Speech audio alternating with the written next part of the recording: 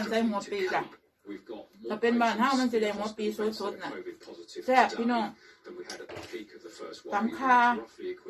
ตำตะไคร้ใส่หลายๆจ้ะแซ่บให้กับครัว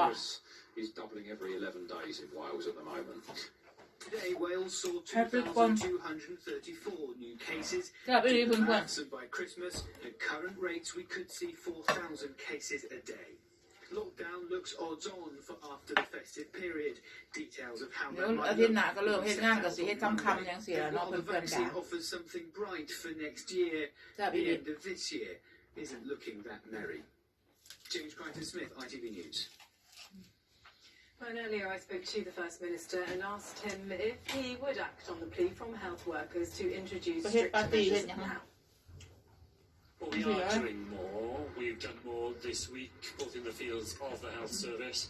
Yesterday's decision to move secondary school teaching online for the final week of term. The decision I've announced this morning to close outdoor attractions across Wales.As from next Monday, all of these are further actions the government has taken, but by itself, government cannot make the difference. If we are going to turn back the tide of coronavirus, each one of us has to think about the things we can do in our own lives, as the Chief Medical Officer of Wales was asking people just earlier this week. You are talking, though, about stricter measures.But perhaps for after Christmas, but still giving people this freedom during Christmas. Meanwhile, frontline workers are saying they're on their knees. Ambulance workers are saying they're under acute pressure. So why wait? Will it not be too little too late at that point? ลองเอาไปเฮ็ดฉลองปีใหม่กันเด้อเพื่อนๆแซ่บอีหลี To work. Last week, I faced a series of interviews. อย่าแอลงคลิปทั้ง2คลิปละเฮ็ดทั้งคลิปเฮ็ดทั้งคลิป Moving too quickly.We weren't taking people with us. This week, I think people have been able to see just how serious the situation is, just how right we were to take those measures in relation to hospitality. With the other measures we've taken this week and with the help of everyone in Wales, we can still bring the virus back under control, avoid the need for even further restrictions after Christmas. But if we can't, and if we don't,then those measures become inevitable. บ้านเฮาบ่ค่อยเฮ็ดกินแต่ว่าแซ่บนะกินลองเบิ่งเด้อ is to close secondary schools next week.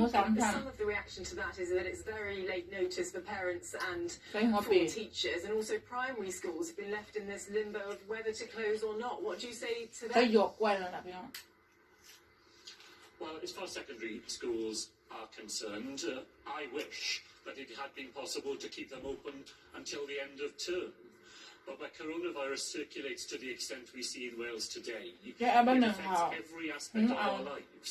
And there are schools where there simply aren't enough teachers and other staff to keep them safely open.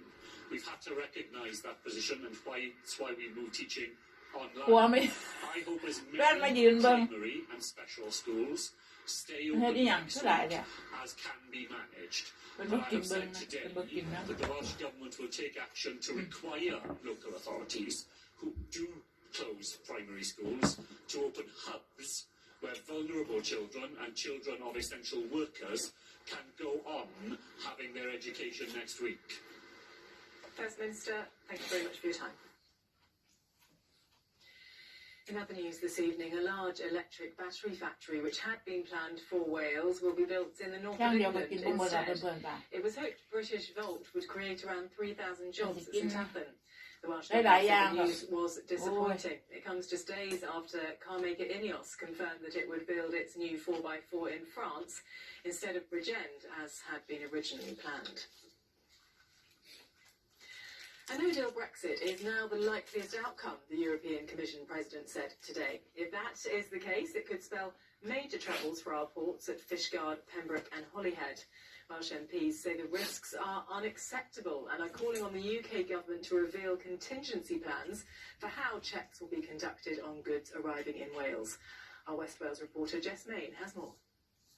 Fishguard Ferry Port is the lifeblood of this area, and it's about to be at the forefront of Brexit too, when Britain and the EU begin trading as separate entities.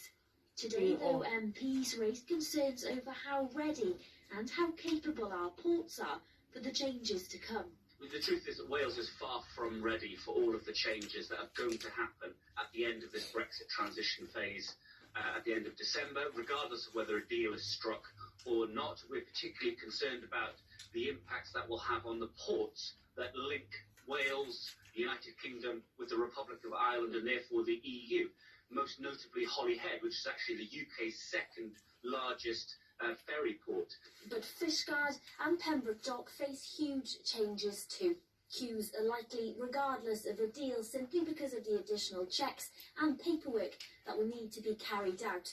And without the right infrastructure, some locals say the town itself might struggle to cope. Tanya runs a cafe right next to the ferry terminal. ลาบหัวปีใส่หมูสามชั้นจ้ะ Of freight แซ่บ drivers. Well, in the summer, when normal summers, the traffic's back right round the roundabout. As without these checks, I've seen it packed down there, you know, and like there's people waiting onto the beach, waiting to go on, and they're backed up. So well, there wouldn't be no room for it. So I don't know how they're going to cope with that. And ports will soon have to cope with thousands of new checks every day. They're likely to take place at inland facilities, but no decisions have been made yet on where they'll be, either in Holyhead or near Fishguard and Pembroke Dock. There will be an inland facility that will be built to accommodate the traffic from Fishguard and Pembroke. And as yet, again, those facilities have not been built. But of course, remembering those facilities don't have to be in place till July the 1st. So there is still a 6-month window in which